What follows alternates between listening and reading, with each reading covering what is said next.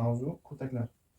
Kurtaklar ular boshlang'ich novda hisoblanadi. Kurtaklar ham ikki xil bo'ladi: vegetativ hamda generativ kurtaklar. Vegetativ kurtaklardan bargli novdalar hosil bo'ladi. Generativ kurtaklardan esa gul yoki turp gullar hosil bo'ladi. Kurtak vegetativ, generativ.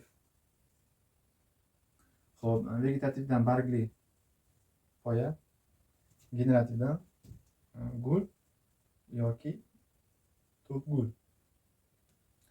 Kurtaklar o'simliklarda katta hajmini katta kichikligiga qarab ham turli xil bo'ladi. Kitobda berilgan misollar katta kurtakli o'simliklar. Kurtaklari katta. 4 ta o'simlik keltirilgan. Birinchisi terak, 2 chinor, 3 soxtakashtan, 4 nastaran. Kurtaklari kichkina, mayda deymizmi.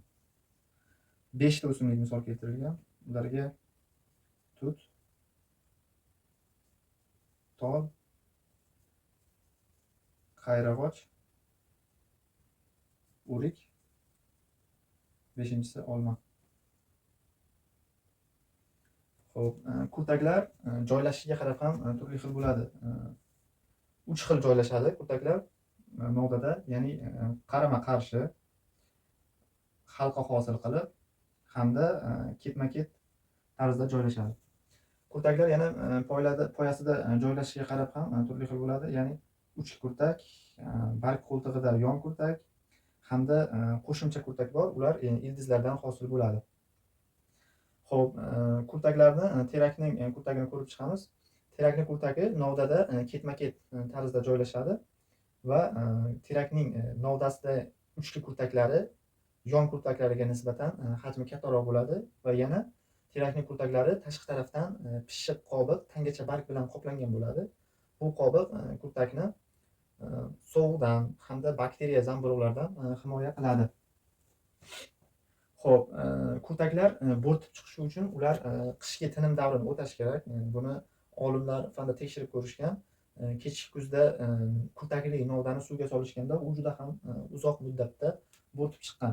Yanvarning ikkinchi yarmida, fevralda suvga solinganda ular tezda bo'rtib chiqqan.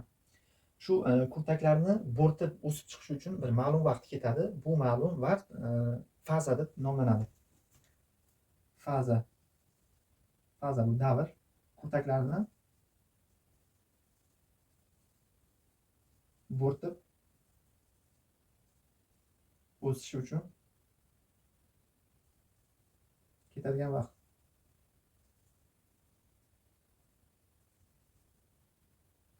Yana kitobda berilgan ma'lumotlardan gul kurtaklari barg kurtaklaridan katta bo'lgan o'simliklar haqida berib o'tib ketgan. Yozamiz: gul kurtagi barg kurtagidan katta.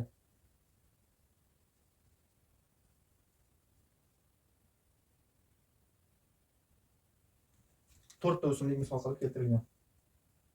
Ularga 1 o'rik, 2 bodom, 3 olxo'ri, 4 atagul.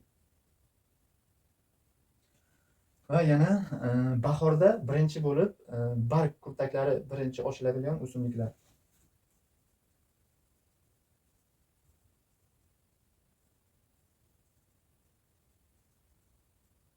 6 ta o'simlik misol qilib keltirilgan. Bularga terak, tut,